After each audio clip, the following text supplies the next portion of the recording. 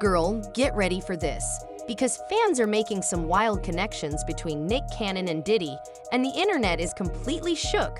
So, we all know Nick Cannon has a growing family, 12 kids with 6 different women. But here's the twist. Some folks online are speculating that Diddy may have actually influenced Nick's parenting lifestyle. Yes, people are seriously wondering if there's more to this than just personal choices. Now, things get even more intense, because it's not just about Nick attending Diddy's legendary parties. Fans believe he may have been part of the more exclusive, mysterious ones that have been quietly talked about for years. Naturally, this is sparking a lot of online chatter. People are beginning to look at the whole situation differently, and some are even throwing around theories that it's deeper than just Hollywood partying. And let's not forget why Nick's family life is always under the spotlight. After baby number 12 was born in 2022, the internet started asking real questions. How can one person be fully present in that many children's lives across 6 households, especially with such a packed schedule? While Nick says he's a hands-on dad and has always been open about not living a traditional lifestyle, many fans are starting to question how sustainable that really is. Whether this is just Nick doing his own thing or if there's more going on behind the scenes, one thing's for sure, people are paying closer attention than ever. It's healthy. I feel like that gets into the space of selfishness. Nick Cannon might be holding it down financially, but when it comes to being a hands-on dad, that's where things start getting complicated. Let's be real, there's only one of him, and with 12 kids spread across 6 different households, folks are seriously questioning how present he can actually be in each of their lives. Some fans even believe there's a deeper reason behind his constant baby boom, like there's an entire side to this story that hasn't been revealed yet. But before we dive into the darker, more mysterious theories, let's break it all down with a quick rundown of Nick's kids and their mothers, because to understand the full scope, we need to know exactly who's who. Nick was married to Mariah Carey from 2008 to 2016. She filed for divorce in 2014, but the legal split dragged out for a bit. During their marriage, they welcomed twins in 2011, a boy named Moroccan and a girl named Monroe. Not long after things ended with Mariah, Nick moved on with model Brittany Bell. Clearly, he didn't spend too long mourning that divorce because by 2017, he and Brittany had a son named Golden. They later welcomed a daughter, Powerful Queen, in 2020 and another son, Rise Messiah, in late 2022. Then we have Abby De La Rosa, who gave birth to twins Zion and Zillion, and later added a daughter named Beautiful Zeppelin to the family in November 2022. Alyssa Scott is the mother of Nick's son Zen, who tragically passed away from brain cancer just months after he was born. They later had a daughter, Hello Marie, in December 2022. Nick also shares a son, Legendary Love, with Bree TC, born in June 2022, and a daughter with Lanisha Cole, born just a few months later in September 2022. Let's pause for a moment and really take that in. 3 kids born in June 2021, including the late Zen. 5 children born in 2022 alone from multiple different mothers. 2 kids born in September 2022 from 2 different women. At this point, people are saying it's not just giving baby favor, it's giving breeding fetish. So it's no surprise fans are starting to wonder how involved Nick really is with each child. Many have accused him of being more of a checkbook dad than an actual co-parent, writing checks and posing for the occasional Instagram photo, but not really present in the day-to-day. Nick hasn't directly addressed those claims, but he stays active on social media, often posting pictures with his kids and flexing that proud dad energy. However, not everyone's convinced. Bree TC, one of the mothers, admitted that she and the other moms sometimes have to go through Nick's assistant just to reach him. Yep, you heard that right. It's like booking a meeting, not co-parenting. So while Nick may show up on your feed looking like Father of the Year, behind the scenes, it sounds a lot more like chaos wrapped in a calendar. We all can go through the assistant to make sure it's on the calendar if there's something important. Nick's response to all this was pretty interesting. He didn't confirm or deny anything. Instead, he just commented on how the moment was definitely going to go viral. Oh yeah, that's gonna go viral. It did, and it did. It looked like, is Nick available to see his child? Nick has openly admitted, multiple times, that none of his kids were accidents. According to him, every single child was planned. In his own words, "I'm going to take full responsibility." Any woman that I know I have unprotected intimacy with, there's the potential to have a child.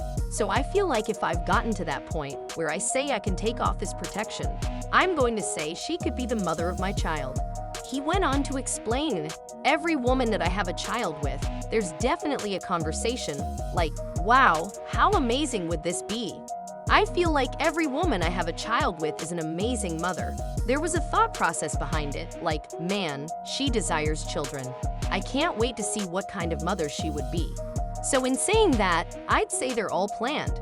But even with that explanation, fans couldn't help but wonder if there was more going on behind the scenes.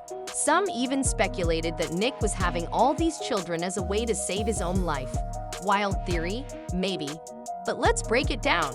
Nick has been battling serious health issues for years, including lupus, an autoimmune disease that has landed him in the hospital multiple times due to kidney failure and other complications. Back in a 2017 interview with Howard Stern, Nick got candid and emotional, admitting that he honestly believes he's not going to live as long as most people. That revelation shook fans and added a whole new layer to the conversation. Could his large family be part of his way of leaving behind a legacy, or even a form of emotional survival? Some people definitely think so. Probably gonna die sooner than most people. And because that's what the doctor said. But I'm living life like, no, what did the doctor say? I might die in the morning, so let's all night. Some people believe Nick Cannon isn't just having a lot of kids for legacy or lifestyle. There's a much darker theory making the rounds. According to online speculation, Nick may be fathering multiple children as a way to secure potential organ or tissue donors in the future, just in case he needs a transplant. Yeah, disturbing, right? But it gets even more unsettling. There's a growing theory that Nick might be having all these children specifically to harvest umbilical cord blood, which contains stem cells that could help treat his lupus. Unlike bone marrow stem cells from cord blood are less likely to be rejected by the body, making them incredibly promising for patients with autoimmune conditions like lupus. In fact, according to cordbloodbank.com, umbilical cord stem cell therapy is a rising area of research in lupus treatment because the success rates are higher and the risks of complications are lower. Now, here's where things take a turn. If that were really the motivation, wouldn't those cells need to be used immediately? The youngest of Nick's children is almost 3, and stem cells in umbilical cords must be harvested at birth and properly stored to remain viable. So if it's not about the stem cells anymore, what is it really about? Well, that's where Diddy enters the conversation. Some fans now believe this whole situation might not be about lupus or medical treatment at all, but rather some sort of twisted breeding fetish, one that Nick may have picked up from Diddy. And honestly, the parallels are kinda eerie.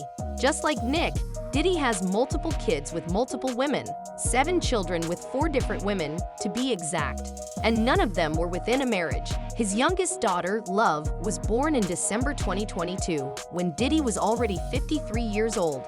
Let's be real, most 53-year-olds aren't exactly trying to start over with newborns, especially not outside of a committed marriage. At that point, his twins were already 16 and he was nearing the finish line of parenthood, or so we thought. So when that baby announcement came out of nowhere, people were confused. But now, with these theories resurfacing and fans connecting dots between Diddy and Nick, it's starting to look less random and more intentional. And before you think fans are just reaching, get this. Nick himself has admitted to being at some of Diddy's wildest, most infamous parties. Recently, an old interview from Nick's show Council Culture resurfaced, where he sat down with Danzin and talked about the whole Diddy situation. To his credit, Nick did express sympathy for Cassie and said he was praying for her. But when it came time to actually call out Diddy's behavior, he got real cautious.